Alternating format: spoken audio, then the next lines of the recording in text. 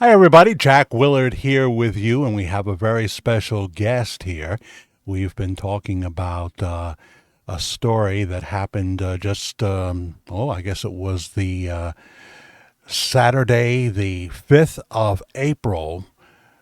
Tornadoes moved into Arkansas and Kentucky, somewhat in Texas and definitely Tennessee, and there were residual effects in Arkansas. There was flooding.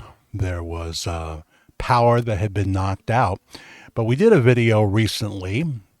A man actually went to Bob Joyce's house in the Benton area, and we aired that 30-second video because Bob Joyce talked to him. And then we aired some footage from 2011, early Bob Joyce singing Come to Me. And then this video continues to get a lot of attention. So we welcome the man who made the journey to Pastor Bob's house all the way with his family. They came from the Atlanta, Georgia area. Hello, Greg Pritchard. Hey, Jack. Great to be here. Thank you so much. You got a great voice, and that's good. Thank you. The audience may hear some piano. We're being serenaded by the gentleman downstairs who was actually best man at my 1985 wedding. I've had several weddings. And so if you hear piano, that's him. A little serenade. So how long have you lived in Atlanta, Georgia? Oh, gosh. I guess it's been about 25 years. I grew up in the Detroit area and took a job in Atlanta several years ago, and we are still living there. I see. Well, we have people that listen in Detroit, and my partner Karen's family, grandchildren, and her daughter live in Stone Mountain, Georgia. So she's been down there many times. I know right where it is. Do I you? can see the mountain. I can see the mountain a few miles from my house. Oh, okay. Great. So you have a 16-year-old son. What's his name? His name is Aiden. Mm-hmm. And how did he get to be a fan of the king of rock and roll, Elvis Presley? Well, my father was an Elvis fan, among other things, and I tried to teach Aiden about music. I'm actually a professional musician. I'm an orchestra conductor, so I do classical things, but I love the pop music as well and all of that, and the rock and roll, and I wanted to introduce my son to different good music, and Elvis obviously is one of the great ones. Absolutely. And he embraced that. He didn't say, no, I want to play video games and I kind of like rap music and things like that. He embraced the early sounds of Elvis. Now, he is a typical teenager who loves playing the guitar, and he's learned a bunch of Elvis songs and sings and plays them, and he's got a little band that he is trying to get their first gig at a local restaurant coming up soon, and he just loves Elvis. That's one of his staples. That reminds me, we recently went to see a polka show. I'm big on the polka. Of course, I love rock and roll too, and played it on my radio shows for many years. But there was a band there that wasn't doing so much polka. They were all young chaps about Aiden's age, and they simply call themselves Stew. And I'll tell you, they did Venus and Mars Rock Show by Paul McCartney. It sounded like the record. So Wow. I hope that they could achieve the same thing. And of course, what will happen is they'll have a female fan base that will follow them around. That's what seems to happen, once you, That's right. Get uh, the groupies. yeah, you got to have groupies. I mean, everybody has groupies obviously a good looking guy or a good looking woman girl will have a fan base based on that, and then hopefully they have the talent to back it up. So, when did you decide that you were going to make this trip from your home in Georgia to Benton, Arkansas? I know you were also going to Graceland. That's right. Yeah, we gave Aiden the options. A lot of times we've gone down to Florida, kind of the typical spring break, but he just I think probably with just how much playing and singing he's been doing lately, Elvis was on his mind, and he really wanted to go. And like I said, Josh, one of his buddies, who's also in his band, the other guitar player, they both love Elvis, and so that's what he wanted to do for his spring break. And so we set up Graceland, and he said, "Well, no, no, no, we also need to see Bob Joyce." Because Yes. Aiden was the one that introduced me to all of the Bob Joyce videos that are out there. We've run across you and your videos, and it's just that's his thing. That's where he wanted to go, and so we took him and his buddy over. That was the plan.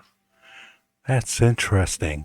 And what would you say would be a few of his favorite Elvis songs? I'll be honest with you, his playlist is about 50 songs Wow, of Elvis. So that's incredible. I mean, he likes a lot of the older stuff, but I mean, he introduced me to the whole, the Vegas show and all of this, and me being I mentioned I'm a classical conductor, and I was explaining to him, well, this is Strauss's Zarathustra with the opening, the 2001 Space Odyssey that then Yes, segues into his show, and so I got to teach him a little bit of that, but I mean, he's just all about it, and I can't say that he's got like one favorite. There's just too many to name. I see. Yeah, you're reminding me of that group Diodato that did that song in the '70s, Yep. and it was a big hit. And of course, that is the Elvis Open. That sounds great. He got his musical talent. He inherited it from you. I guess so. That seems to happen a lot. I mean, the guy who's playing the piano, I don't know if the audience can hear that or not downstairs. His sister plays the violin in a classical orchestra, Hmm. and his brother is maybe the finest lead guitarist in the state of New York. So Nice. it's just, and he's a drummer and a pianist. So it just seems to be something that's in the family. Yeah. So you set out, you made this plan. He wanted to go to first to Benton, and tell me about your journey and what you found when you first got there. We almost didn't make it. As we were driving, we went through Memphis and then kept going a few more hours to get to Benton, and the storms rolled in, and it was literally hardly any visibility. Cars all pulled over to the side of the road, and we were going pretty slow for a while. Couldn't see as into the ditch next to the road. It was Wow, bad.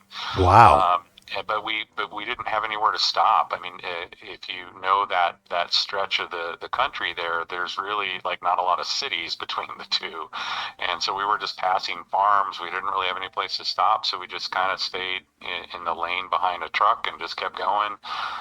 And then eventually we pulled into Benton, and all of the power was out.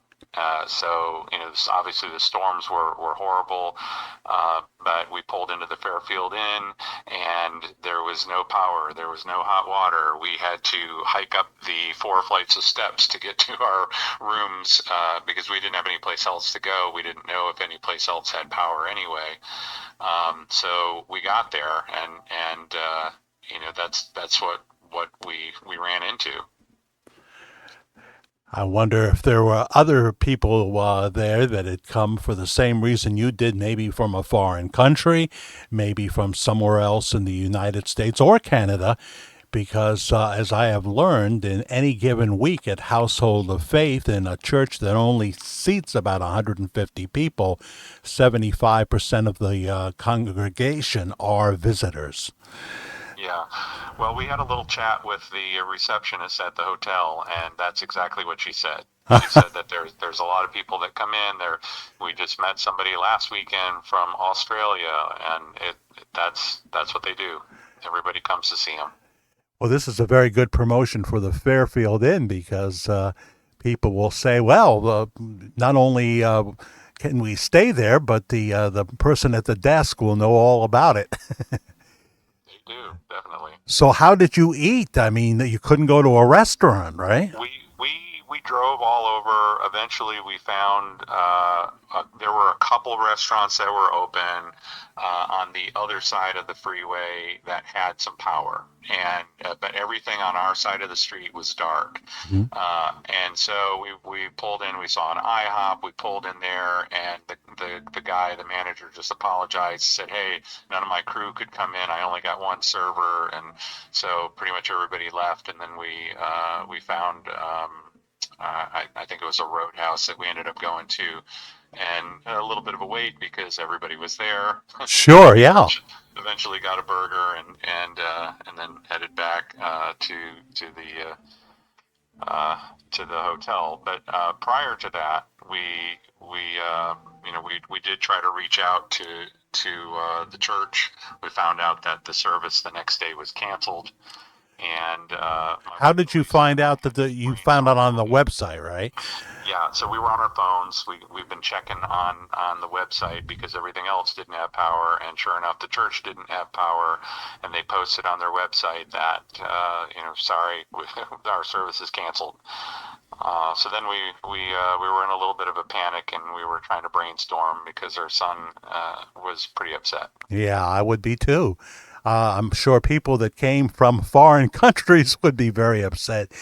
Um, I was wondering if the pastor could have come down to some place that was open and had a big luncheon with all the people that had come from, far and wide for the Sunday service. That was one thing that popped into my head Yeah, because I'm sure the disappointment was high. I mean, I always say you don't go to church to meet the pastor. You go to praise Jesus. Hopefully, right. is the number one reason. But afterwards, it's he's very accommodating. He has 8x10s. He has CDs, and he meets everyone that comes there. It's a really good thing. And if you get there early enough, you get into the main sanctuary. Yeah, So you decided that you were going to go to his house. Uh, right, Tell that right. story. Well, I mentioned just, Aiden was really upset Yeah. that we were going to miss him, and we asked him. My wife Elisa is a sleuth on the internet, and she got digging around and found the address of what we thought was his home. We didn't know for sure, and we asked Aiden, hey, do you want to try to just drive by and see if that's his place or not? Maybe we can say hello and sorry that we missed the service. But Aiden was just really upset, and so he didn't want to go. Maybe he felt embarrassed. I don't know. But he went back to his hotel room next door to ours with his buddy, and they were just kind of sad. And I could hear him playing his acoustic guitar that he brought with him through the wall, and so we didn't know what to do. So I was just trying to be a good dad, and Right. I wanted something for him.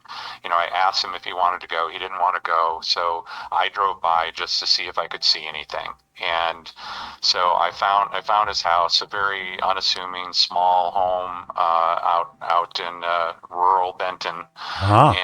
and so but the side door was open, like the screen door was open because they didn't have any power, and I saw a pickup truck and a car sitting there in the drive, and so I just decided to be as polite as I could and just knock on the door and see what happens. And so I went up, and his wife was at the porch and came out because there was a dog barking. I think that alerted them, and so she came out, and I just said, I'm so sorry to interrupt you at your home. Are you Miss Willina? And she said yes.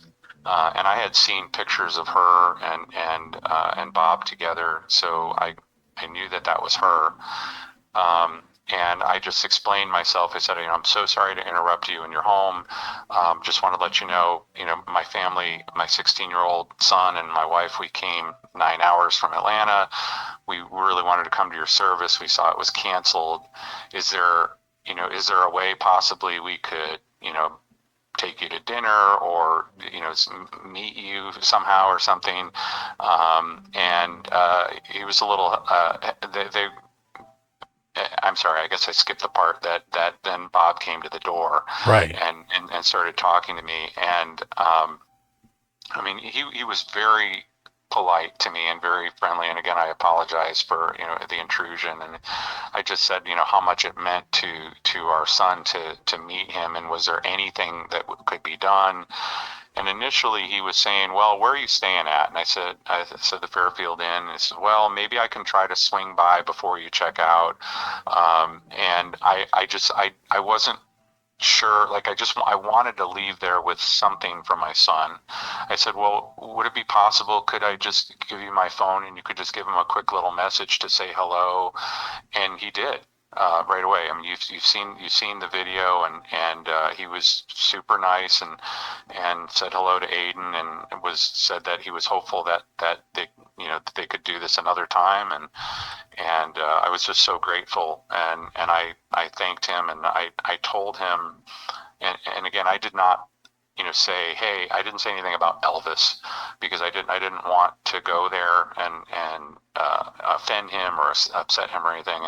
And I got a little bit emotional talking about it, just because I was doing this for my son. Yes. And I just said, sir, whether you're him or not, I just want you to know that a lot of people are inspired by you. Yes.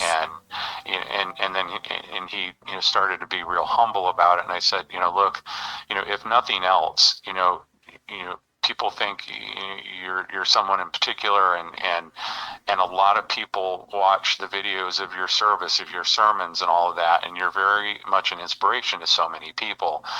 And I think he appreciated me saying that to him, and then like I said, he was so kind enough to make that brief video for my son, so that I could have something to give to him. Yes. And that's what happened. So you had said what you just told me before he did the actual recording, right? I did, yeah. Yes. And people try to say things like, "Oh, there's a filter on the video." To me, it seems like you just aimed your camera and shot the video. There's no tricks being used here. There's nothing to No. change or enhance the video, right?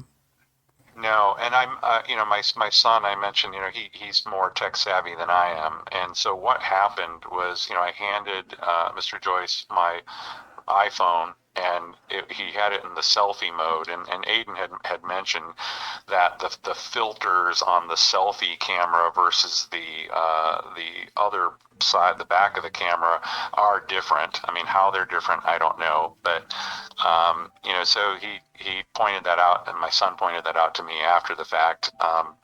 But yeah, he picked up the phone and actually didn't instantly know what to do with it. Like, he started talking and I didn't hit record yet. so Right. I had to hit record and hand it to him, and then I he passed it back to me at the end. You could see just like my head at the end of the video. Yes, we see you. Yeah, so that was really me. I mean, for whatever it's worth, I will say, because my son Aiden showed me all of these Bob Joyce videos from all over the years, and me seeing him in person, I mean, I am convinced that that's the same person. However, he absolutely had lost a lot of weight. And you think of, like, nowadays, so many people are either on a GLP-1, or other ways that they're losing weight, or maybe it's just because of his age that he's losing some weight and losing some body mass. I Right. don't know, but I mean, I heard his voice in person. I saw him in person up close, and that's the same guy that's on the video. He just didn't have the gut and the more girth that he used to have. Mm-hmm. And so I mean, for whatever it's worth, I'm not speculating anything. I'm just saying that I firmly believe that that's the same person, even though he was definitely thinner. Yeah, yeah, I'm fine with that. I'm fine with your perception. The story is that we have talked about so many times on this channel here is that Robert Wayne Joyce married Willina in 1975. There's a marriage certificate.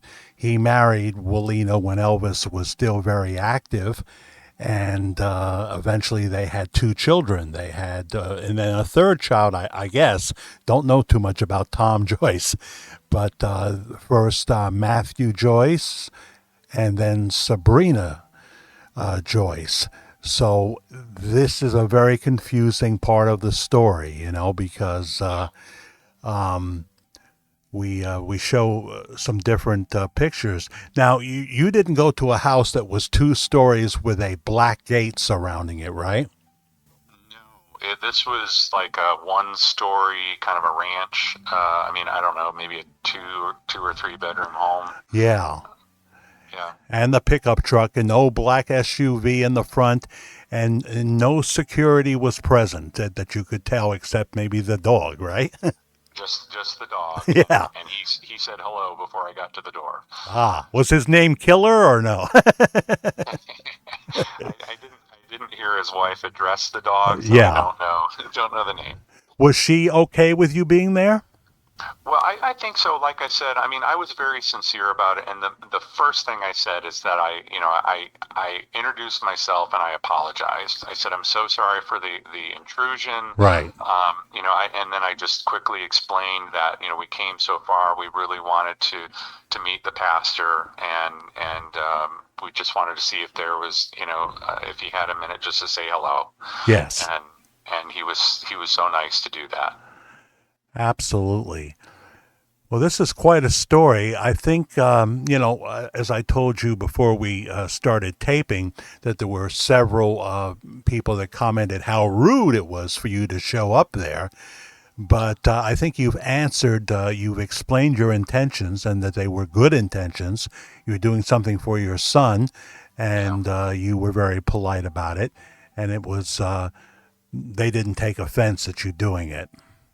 Yeah, I was just trying to be a good dad, Yeah, and I tried to be as nice as I could and explain myself. sure.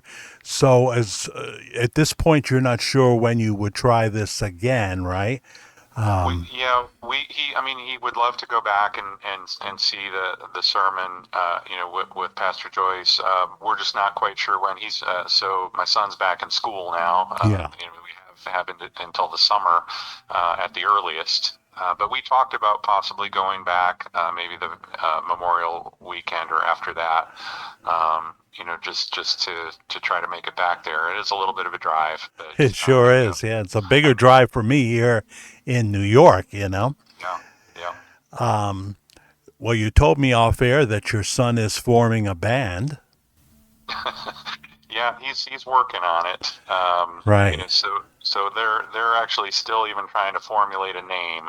So they haven't really come up with something yet, but they're working on it because he knows all these Elvis songs, but he also knows Nirvana and Yeah. all kinds of different music that teenagers like. Right. Well, when the time comes and they start having gigs and you shoot me an email, I'll be glad to mention it. We do two live shows a week, Worldwide Ramblings, Wednesdays and usually Saturdays, sometimes Sundays. And we'll be glad to promo where they're going to be. I think you, with you being so skilled, I saw a brilliant conductor when I saw Johnny Mathis a week ago, a Uh, conductor that had been with Johnny for many, many years. So I can really appreciate the skill that goes into doing that. yeah. No, I mean that's what I do. That's my job. But Aiden actually is looking to be a film director someday, in addition Wow. to being in a band. So he Yeah. wants to do both. So And you can do that. Yeah, you can do that. absolutely. Well, I love this story. I'm so glad that you were willing to come on and tell us. Anything else that's on your mind that you would like to say? I think we covered it all. Yeah. I'm grateful for the opportunity to talk to you. Like I said, we appreciate what you do, and I just thank you for your time. Thank you. And I think there's going to be a part two to this story down the road. Hang on. Don't go anywhere while I do the close here, and we'll just say a Right. proper goodbye, okay? Okay. Thanks. Okay. Well, there you have it. That is Greg Pritchard from Atlanta, Georgia. And he's the man who went to Bob Joyce's house in Benton, a very unassuming house. I caught that. You know, people have told me about a two-story house that has a black gate around it. We've shown pictures of that, and that the gate is usually open, that kind of thing. So this is one big mystery, and there'll be more to come. But my personal email is jackthefairguy, Fair, jackthefairguy at gmail.com. You can send your pictures. You can send, your info. We're getting a lot of emails these days, so it may take me a while to, and try to be clear, give me a narrative so I know what exactly you're saying. But this is an incredible story. So thanks for watching, everybody. Please subscribe, like, hit the notification bell. There's a thanks button there if you would like to use it for a few dollars. And I'll talk to you real soon, maybe on Worldwide Ramblings, right here at the Virtual Church of the Disillusioned. Bye-bye for now.